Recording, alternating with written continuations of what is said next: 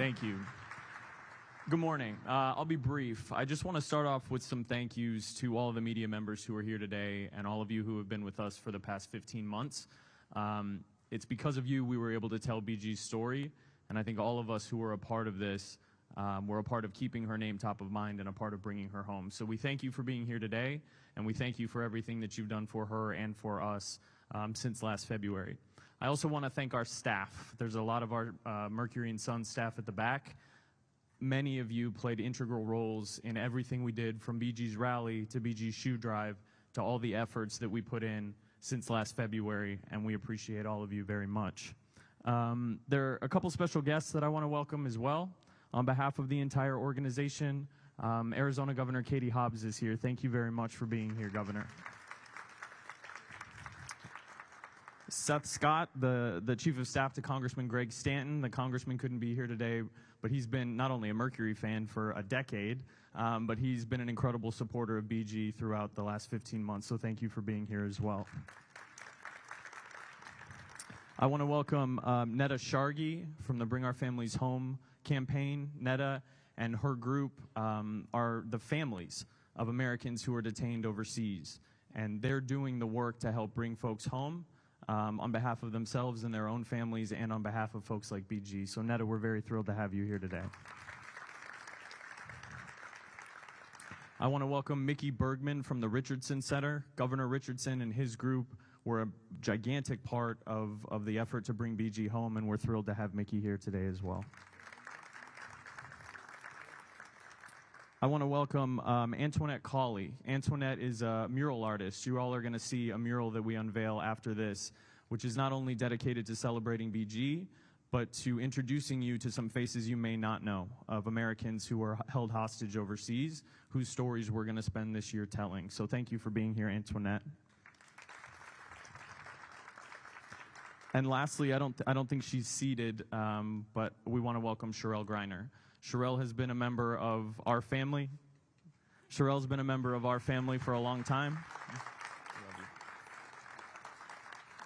Sherelle's been a member of our family for a long time, and I think I speak for all of us when I say that the strength that she showed throughout this entire process, not only day to day, but also in these the moments where it was incumbent on her to tell BG's story and to talk about BG and to bring awareness to her situation. She showed an incredible amount of strength, so welcome, Sherelle.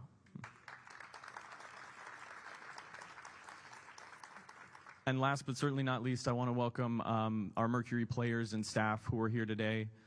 This entire last 15 months was something that impacted them very dearly. They were gracious through all of it, and I think through all of it, they demonstrated the power of our team, our players, this city, and also the WNBA and its Players Association as a whole. So thank you guys for being here as well.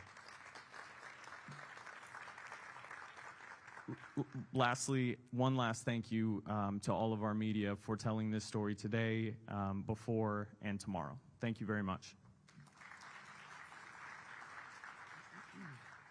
All right, thank you, Vince.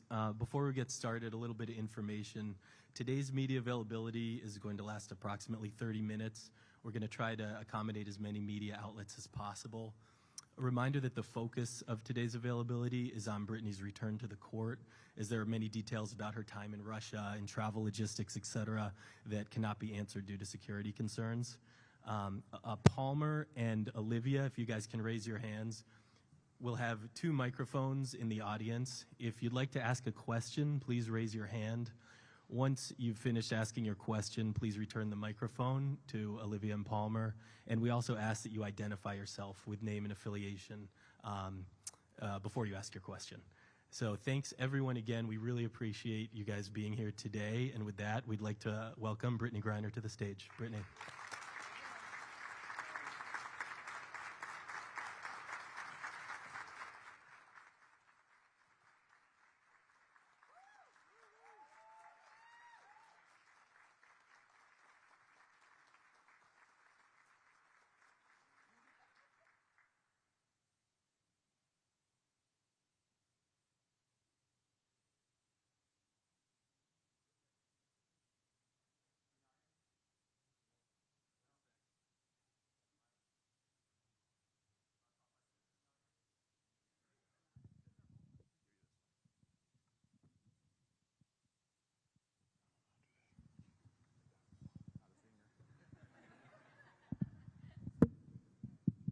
That's better? There we go.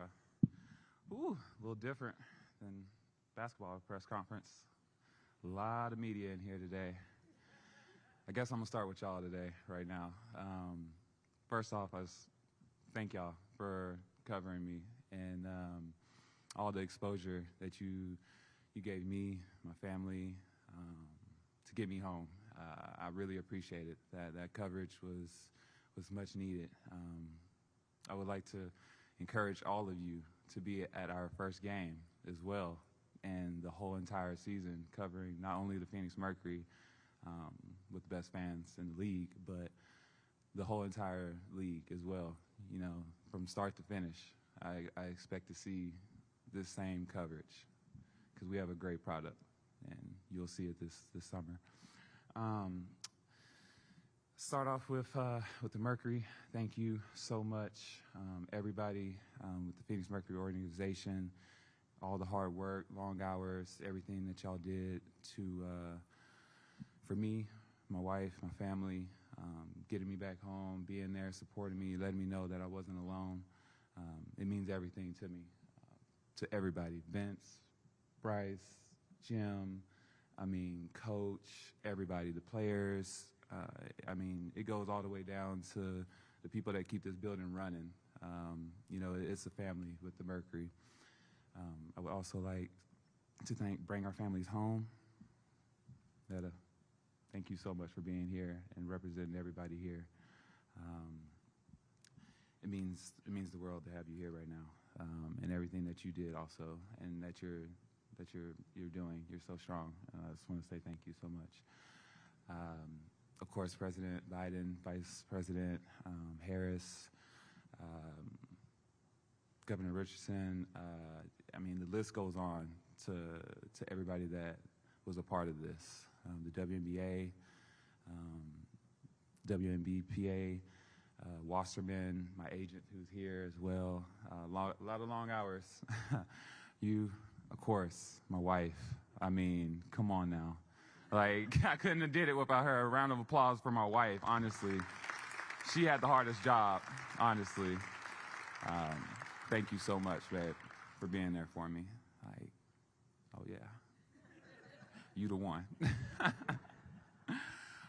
We could just get into it. Love to start taking some questions, so we just keep it moving along like it's post-game.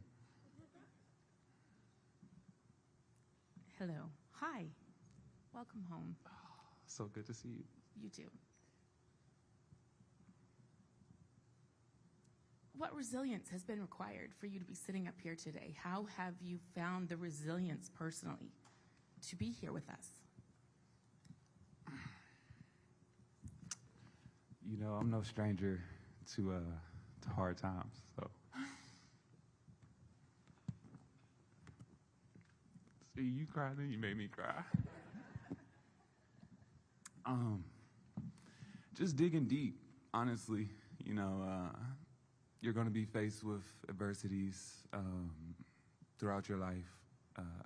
This was a pretty big one, but I just kind of relied on my hard work, getting through it. I know this sounds so small, but, dying in practice, and just hard workouts. You find a way to just grind it out. Just put your head down and just keep going. Just keep moving forward. You can never stand still, and that was my thing. Just never be still. Never get too focused on the now, and just, looking forward to, what's to come.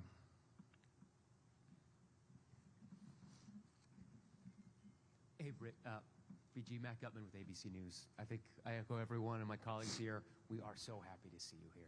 Thank you. And I don't know if it was timed with your availability today, but you may know that the Washington Post, the New York Times, the Wall Street Journal put out an ad demanding the release of Evan Gershkovich today, right? So during your detention, were you aware of all of the efforts on your behalf, of the hashtag #WeAreBG, and what message would you send to Evan and Paul Whelan today? Yes, I was aware. There was a little bit of a delay in getting news sometimes, but I was aware of the efforts and everything that was going on. I was able to see pictures sometimes of different things, the WeAreBG. So just knowing that and having that, just being aware of what was going on when, you know, you don't know anything. You're there, you're sitting there, you're like, okay, I know people are fighting for me or bringing awareness to what's going on. And those times where I was able to see what was going on, it definitely, you know, it made me a little bit more comfortable. It made me a little bit have hope, which is a really hard thing to have, a really dangerous thing to have, because, you know, when it doesn't work, it's so crushing. And I would say to everyone that is wrongfully detained right now across the world, stay strong, keep fighting, don't give up, just keep waking up, find a little routine, and stick to that routine and as best you can. I know that's what helped me, just finding little things, if it was just whatever it was, you know. Just keep pushing, because we're not going to stop. We're not going to stop fighting. We're not going to stop bringing awareness to everyone that's left behind right now. Hi, it's Ewan McCurdy with CBS News. First of all, welcome back. We're so thrilled to have you here. I was wondering if you could explain a little bit about what your ordeal did for your mental and your physical health, and what your journey has been to get back to the place where you are now, where you're about to embark on preseason. You know, it was strenuous, and coming back from basically, you know, doing nothing, not having any gym or anything to be at. Getting back into it was hard. It's still a process. You know, just the little things. I mean, doing a plank, you know, was so simple before, and couldn't even stay up very long, you know, in just a regular plank when I first came back. Because as an athlete, you always want to be where you left off. And I left off playoffs, you know, finals, Chicago. And I wanted to be that player when I started back. And just everybody telling me to give myself grace and it's going to take time. But that's the hardest thing to do to a pro athlete, because we always want to be right back at our tip-top shape. So it's been a struggle, but like I said, it's liberating as well at the same time, just as a release, just getting back to my craft. And then being here in Phoenix, you know, with my coaches and my teammates really supporting me, you know, at every step of the way on the court. So it's been pretty good. Hi, Brittney. I am Stephanie Elam with CNN. And first of all, I have to say there's a great amount of lightness around you, which I think is kind of shocking considering what you've been through. It's extraordinary. I'm curious if the desire to play overseas in the off-season is a need or a want, and if that is something that needs to be addressed, and if it is a need, what do you think needs to be addressed about it?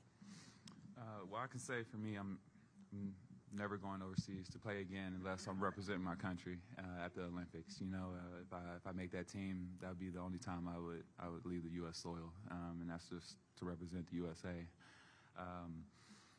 I'll say this, you know, the whole reason a lot of us go over, you know, is the pay gap. You know, a lot of us go over there to make an income to support our families, to support ourselves. So I don't knock any player that wants to go overseas and, you know, make a little bit extra money. I'm hoping that our league continues to grow, and with as many people in here right now covering this, I hope you continue, like I said, to cover our league, bring exposure to us. I hope a lot of these companies start to invest in our craft, because as you'll see this season, if you haven't watched before, we have a really good craft in ourselves in the WNBA. And it's a shame that we have to leave our families for holidays. I mean, you're missing everything being away, but at the same time, as much as I would love to, you know, pay my light bill for the love of the game, I can't, you know. So I think that's probably one of the biggest reasons people are still going overseas, and that's why I was there, you know. So hopefully that changes, though. BG Lena Washington, 12 News. Welcome back. So good to see you.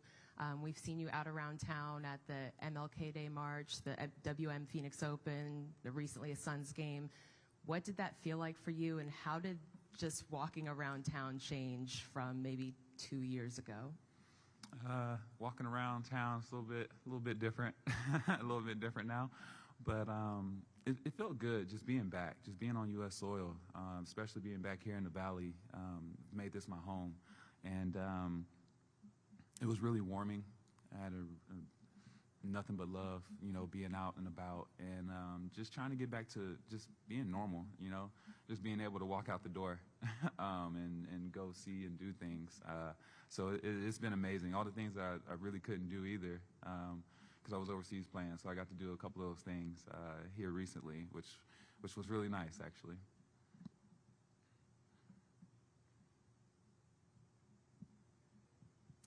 Hi, Brittney. Nick Soletti from ABC 15 here in Phoenix, and I just want to welcome you back to the Valley. I think I speak for everyone who is just thrilled to see you back here where you belong.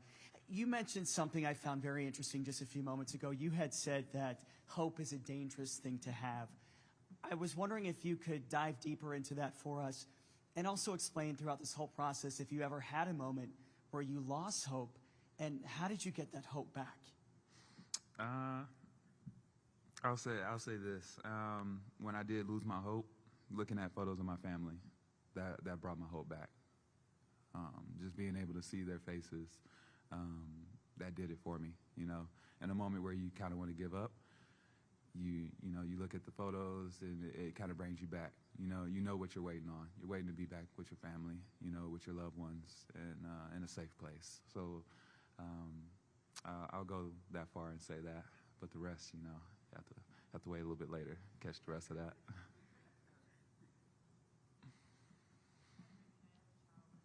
Welcome back. Thank you. Entering this season, how did your mindset change as a person and athlete given all you've gone through? Not taking anything for granted. Life is short. Things can change at the stroke of a match. So going into this season, just appreciating everything. I mean, the things that I always say, appreciate every moment, don't take it for granted. But it's so true. Once something like this happens to you, like when people say that, it hits home, like it hits closer to you. So just taking it all in. I mean, just walking in to the arena, one day I had a workout here, and they had, mercury all around and everything, and it was just such a surreal moment. No one was in there. I was the first one to walk on the court, and it hit me hard, So just looking forward to all those moments, just walking in on the first home game, the grind, the sweat, the blood, hopefully not too much blood because that means injuries, so hopefully not too much of that. But just taking all that in, I missed it. Like I would have rather been doing a 2-a-days, Coach, don't get any ideas. But I would have rather been in a 2-a-day dying, and than to be where I was. So just looking forward to being back to that.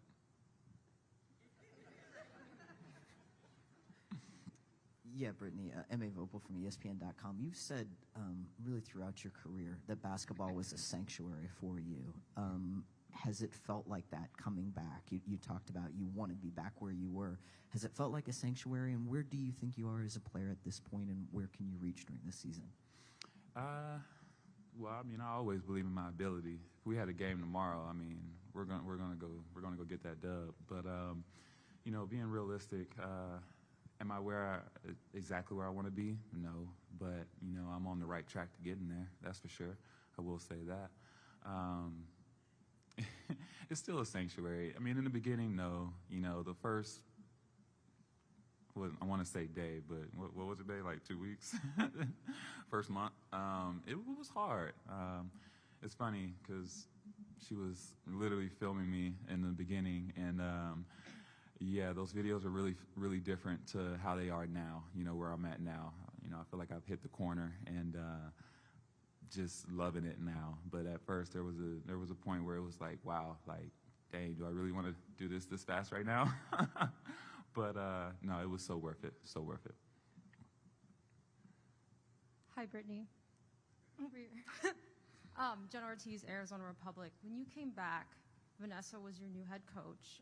How have those conversations been, and how is your support system here in Phoenix? I think the first thing I said was sorry.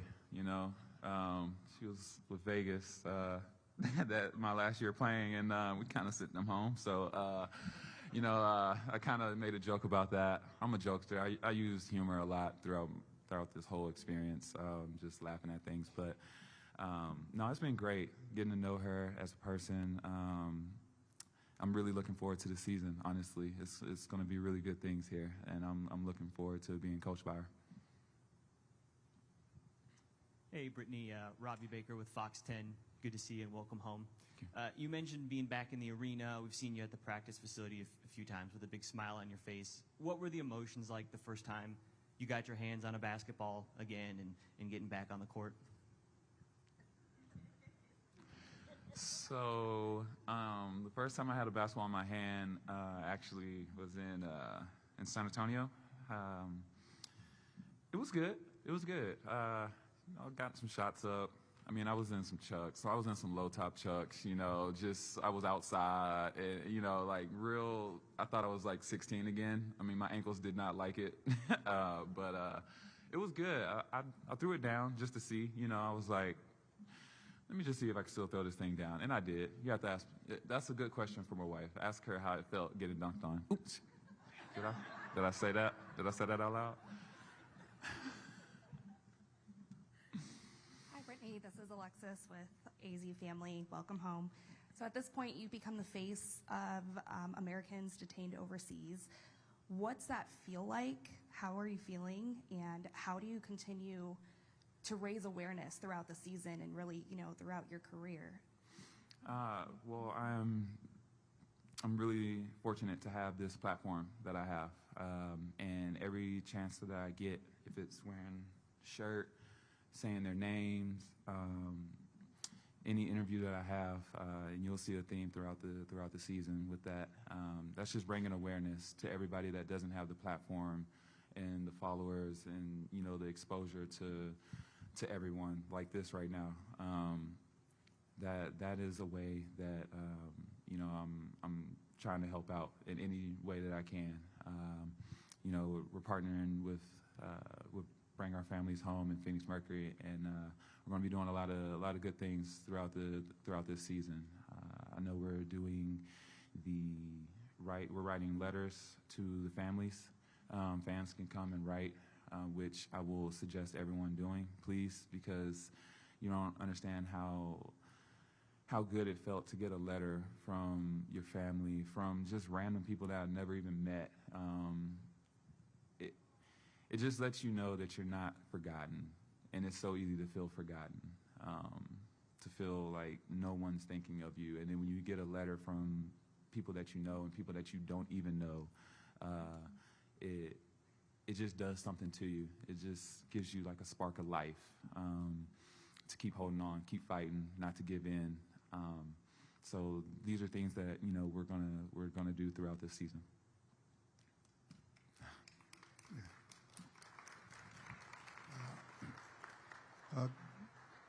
Good morning, Brittney. I'm Bill Roden from ESPN Anscape, and it's really great to see you. It's good to know the prayers have been answered.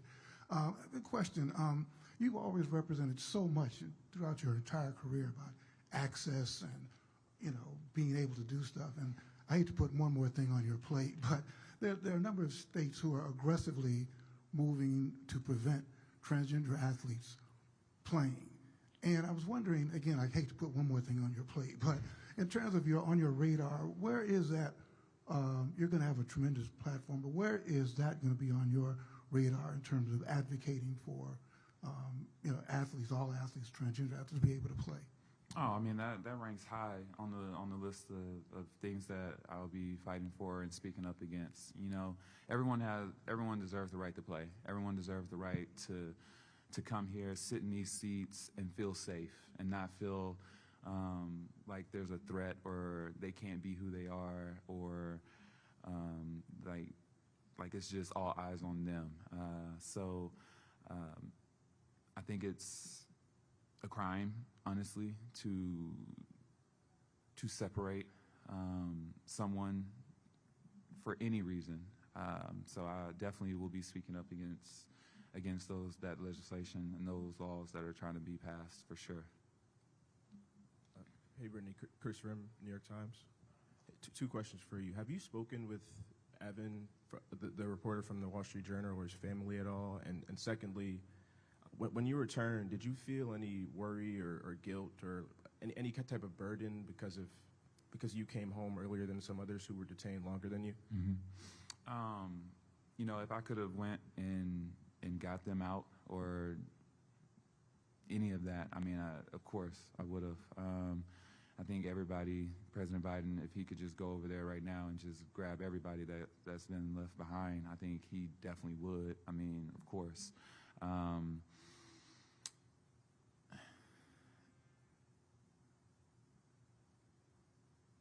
It's hard. It's hard. You know, I come from military family. My dad, Vietnam, 68, 69 Marine. So, you know, I have that mindset, you know, no man left behind. No man, no woman, no one left behind. So, you know, it hurts. It hurts because no one should be in those conditions. Like, hands down, no one should be in any of the conditions that I went through or they're going through. So, you know, I hope that everyone continues to bring awareness and fight to bring home everyone. Can you re-say the first part of your question? I'm sorry about that. Yes. So I haven't spoke directly, but I do know that my team, Washington and my agent, they have been in touch with the family a lot and helping out with just, you know, sharing knowledge, which is a big thing. You know, everybody speaking, talking, sharing what they know. It goes a long way because, I mean, you're in foreign territory, you're in unknown waters, so there's a lot, you know, that we might know that they didn't know. So there's been a lot of communication between both teams. Brittney, Jeff Metcalf right here. Hey. Welcome home.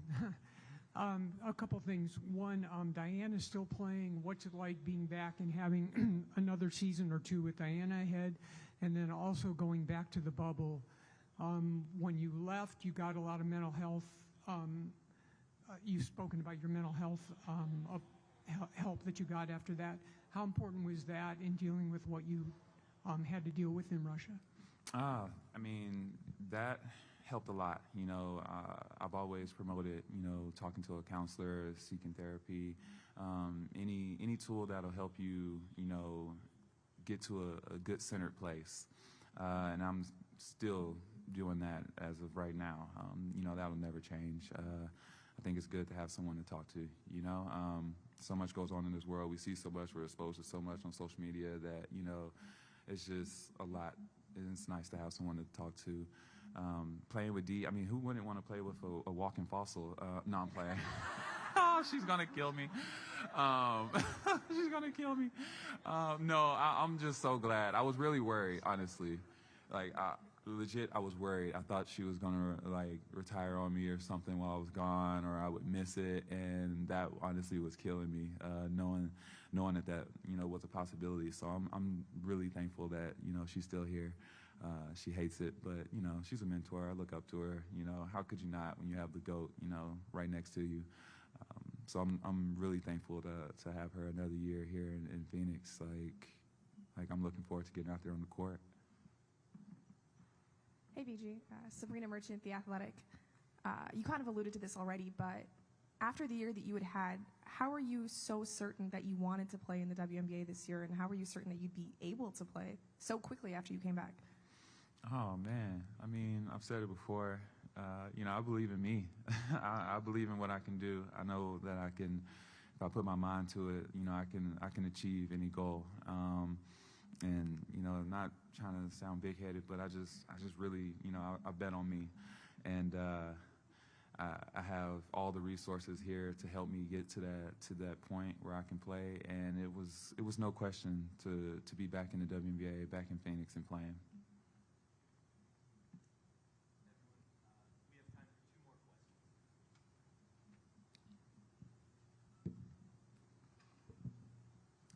Brittney, Eliav Gabay, Sports 360 AZ. So picking back off of Jeff's question a little bit. What was the reaction being with the teammates again and now really feeling physically part of the team again now that you've been able to be in it a little bit longer? I mean, just seeing everybody, just being back. On my ride back from San Antonio here, actually, I was lucky that Dee was able to come, so she was the first player that I got to see. You know, Vince was there, and it was just really good, just seeing them. It was like a relief. Like, it was once, I've said it before, it's hard to really realize it's happening. You know, it's like, I'm really here. Like, this is really my teammates here. So it was just liberating. It was so great to be on that plane, riding back with her, and then seeing everybody at the gym. It was crazy. Oh man, it was such a good feeling. Hi, Brittney. I'm Sydney from USA Today. What did it feel like first when you were gone, but also when you came home, to have not only the WNBA community rally around you, but also the LGBTQ community fight for you and support you? I mean, like I said, just seeing everybody backing me and supporting me, supporting my family. You know, I heard about the standing ovation my wife got when she came to a game. You know, like just little things like that. All-star, you know, with the league. Just knowing that everyone was going above and beyond, people that I'd never even met, you know, going to bat for me and supporting me. It really shows how much you've kind of impacted, or you've, you know, touched so many different people in a different way. So I was just abundant of joy, honestly, I will say. Thank you so much, Brittney. Thank you, everybody.